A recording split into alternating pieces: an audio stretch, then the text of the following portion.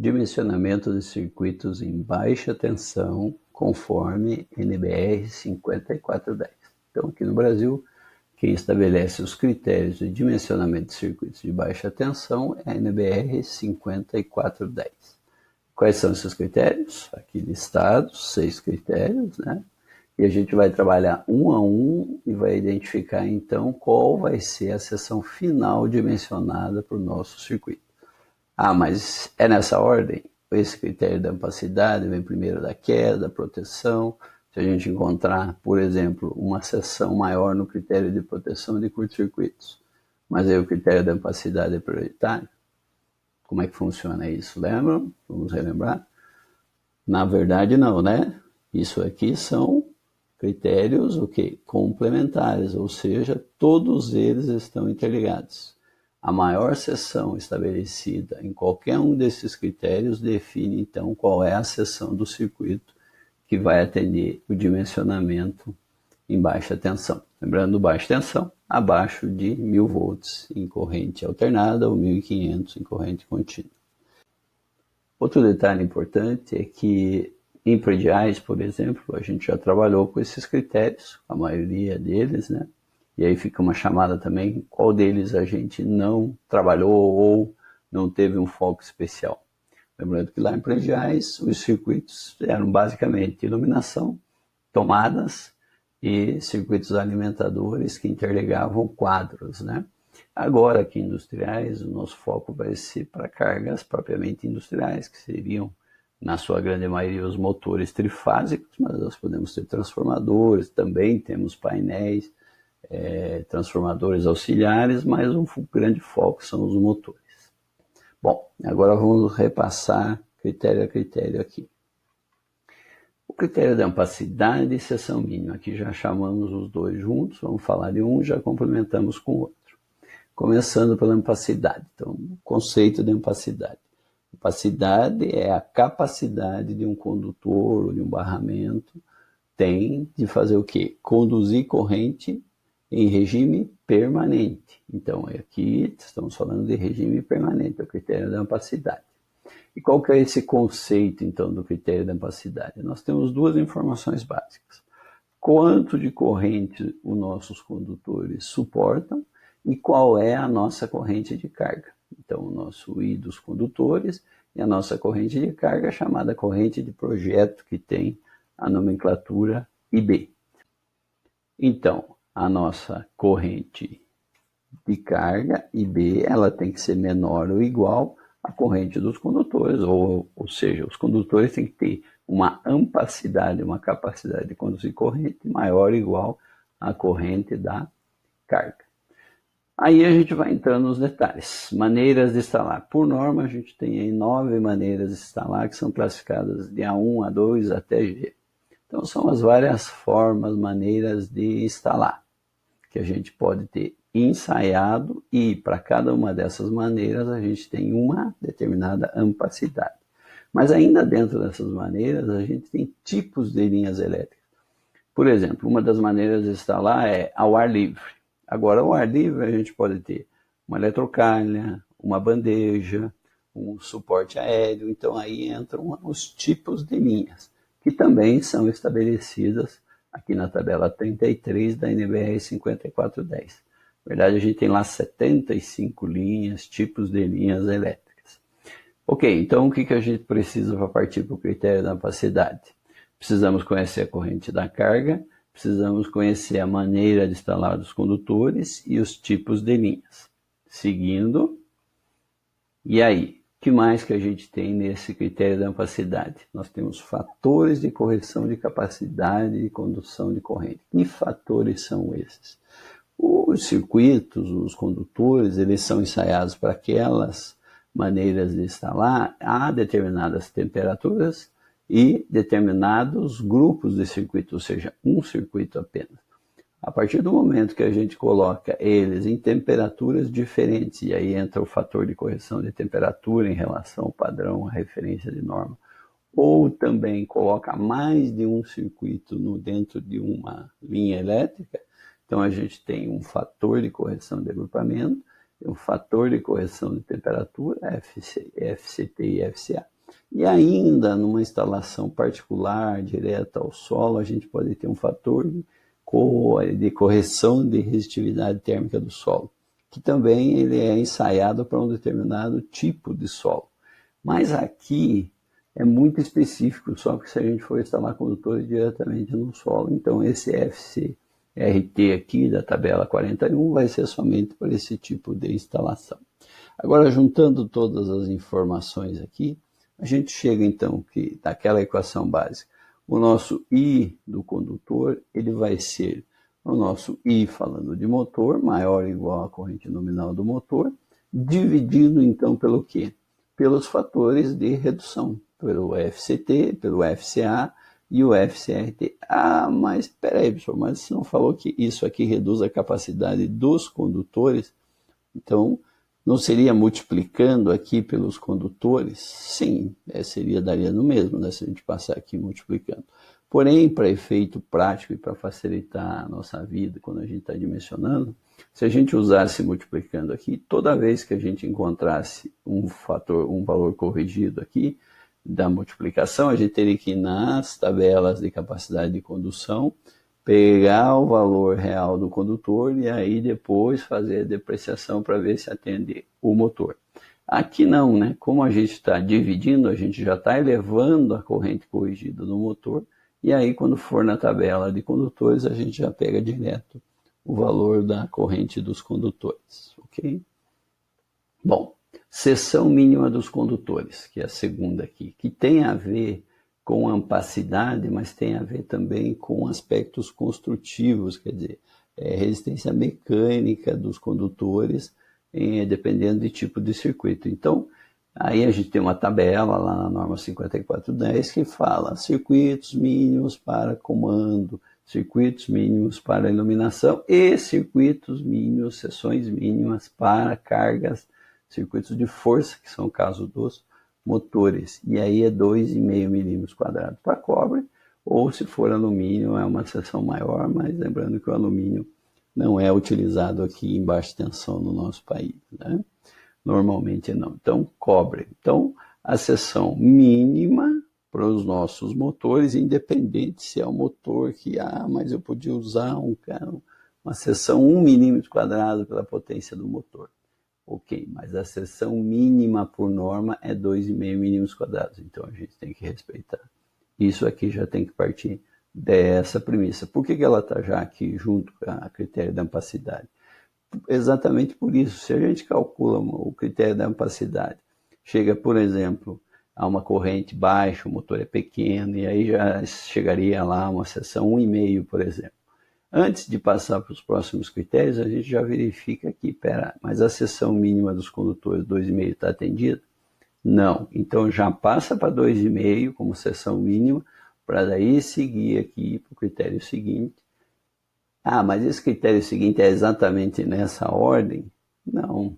A gente poderia fazer primeiro o critério da queda de tensão, mas e aí, com que valor, com que referência a gente poderia arbitrar uma seção, escolher a seção mínima 2,5, mas se for um motor de potência elevada que já nos traz uma seção de 50, 70 milímetros, depois a gente teria que voltar a refazer. Então essa é uma lógica básica, né, que normalmente se utiliza no dimensionamento. Primeiro, ampacidade, seção mínima, em baixa tensão, daí na média a gente vai falar que muda um pouquinho essa ordem. E aqui, critério de queda de tensão.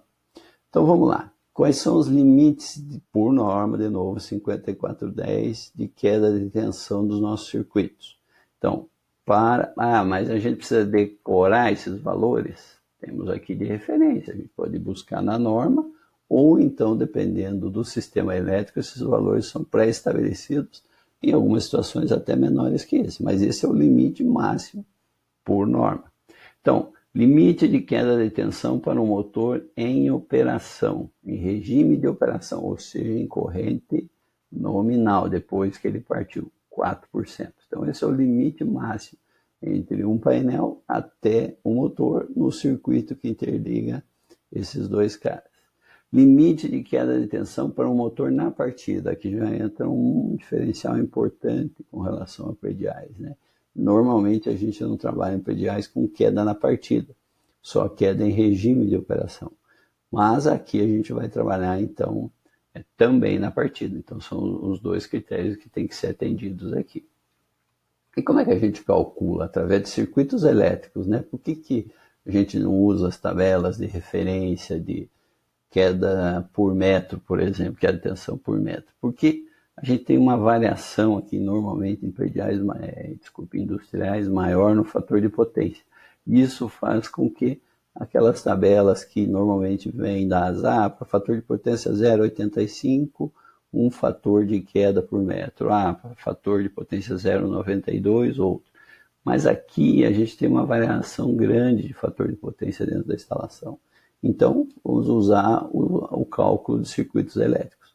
Então, a queda de tensão num circuito elétrico trifásico, ela é dada o quê? E percentualmente. Raiz de 3, a sua corrente. Que corrente é essa? A corrente da carga, ou corrente de partida, se nós estivermos calculando o delta V aqui, percentual na partida.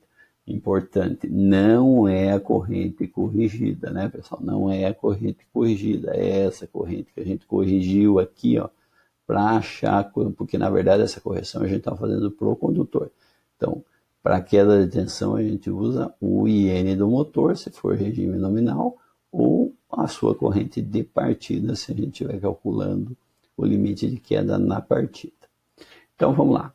Corrente, que pode ser nominal em regime ou partida, comprimento em quilômetros do circuito, RCA e XL aqui, ó, fabricante, porque esse aqui, a resistência e a reatância do nosso condutor. Por exemplo, se a gente estava lá com um condutor 4 milímetros quadrados, nós vamos buscar então numa tabela de fabricantes qual é o RCA e qual é o XL, ou seja, qual é a resistência e a reatância indutiva desse condutor para a gente colocar aqui. Cosseno φ é o fator de potência em regime, se a gente estiver calculando o ΔV em regime do motor, ou o seu fator de potência na partida, que aí a gente também tem que conhecer, se a gente estiver conhecendo o ΔV na partida. Aí o seno φ, que é o arco cosseno, eu acho o ângulo e transforma aqui, né? Vezes 100, para dar o valor percentual, dividido pela tensão nominal do sistema, aí a gente tem o valor em percentagem. Importante, né, pessoal? Tensão nominal do sistema. Por que essa chamada aqui, ó? Porque, como a gente já viu lá em sistemas elétricos, em algumas situações a gente pode ter uma tensão do sistema um pouco acima da tensão nominal do motor, ou esse pouco acima limitada a 10%, por exemplo, uma tensão do sistema 480 e motores em 440. Então, qual é a tensão nominal que a gente vai usar aqui? É a tensão nominal do sistema, 480, assim como a sua corrente nominal vai ser calculada para a tensão do sistema, nesse caso 480. Pois bem, e aí a gente vai verificar o valor do ΔV percentual.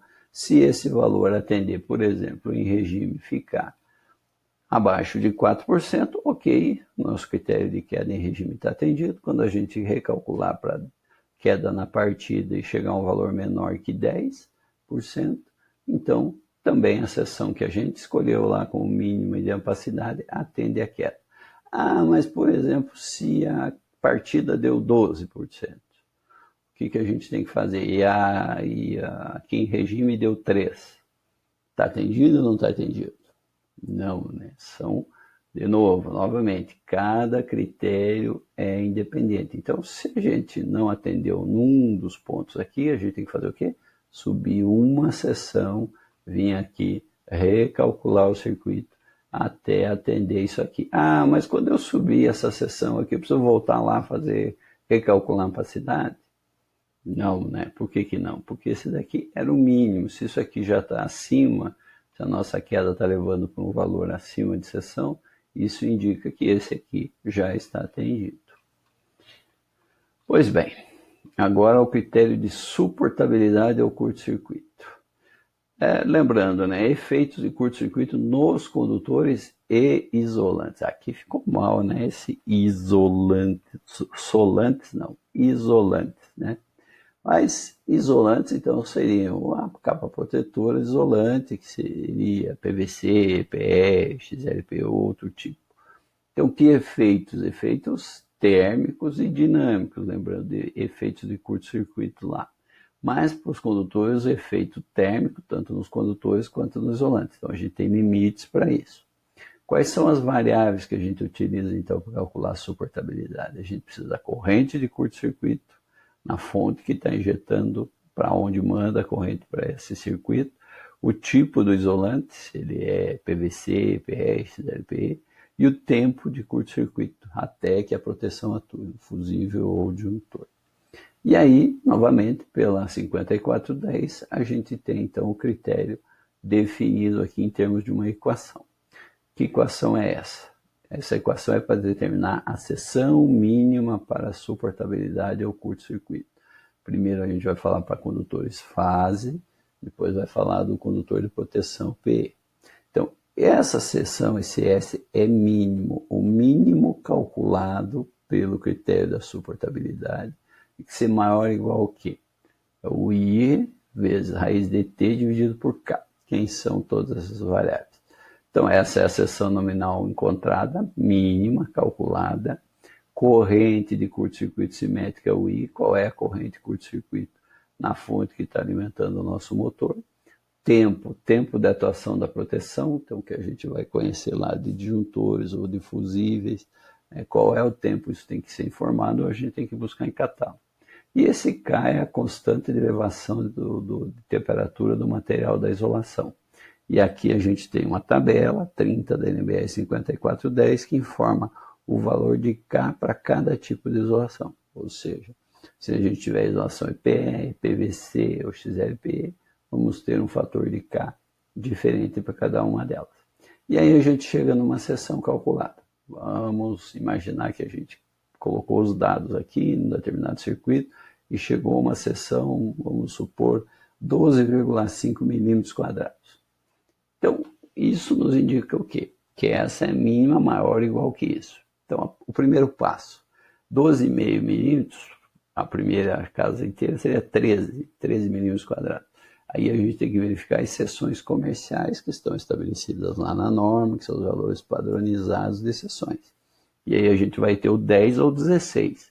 Então, por esse critério 10, 16, se a gente chegou a 13, o próximo seria 16 milímetros quadrados. Ok, 16. Agora vamos por hipótese. O que acontece? Nós vamos comparar esse valor com os valores anteriores aqui. Se em algum critério anterior essa seção de 16 já foi atendida, ou seja, nós já estamos com ela, por exemplo, em função da queda ou mesmo da ampacidade, nós já estamos com uma seção 50 milímetros quadrados. O que isso indica? Que nós vamos reduzir para 16, porque o critério do curto indicou que nós precisamos de 16? Não, mínimo. Então, quer dizer que pelo critério do curto, com 16 milímetros estamos atendidos.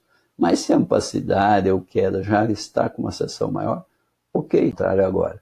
Se nas sessões anteriores aqui, por exemplo, a gente tivesse chego a um valor de 10 milímetros quadrados, aqui queda ou mesmo na ampacidade, e agora apareceu aqui no curto a seção 16 milímetros quadrados.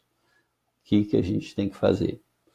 De novo, critérios são complementares, eles não são excludentes, ou seja, o que a gente tem que considerar? Que o maior deles estabelece a seção. Então, se a gente tem aqui 16 milímetros quadrados e as outras seções até então calculadas foram menores, o nosso critério, nossa seção do nosso circuito passa a ser 16 milímetros quadrados. Aí é a pergunta, mas aí tem que voltar a calcular a queda com 16 e o ampacidade. Não, né, pessoal? Por que não? Porque aqui, se os valores são menores, quer dizer que uma seção maior também vai atender.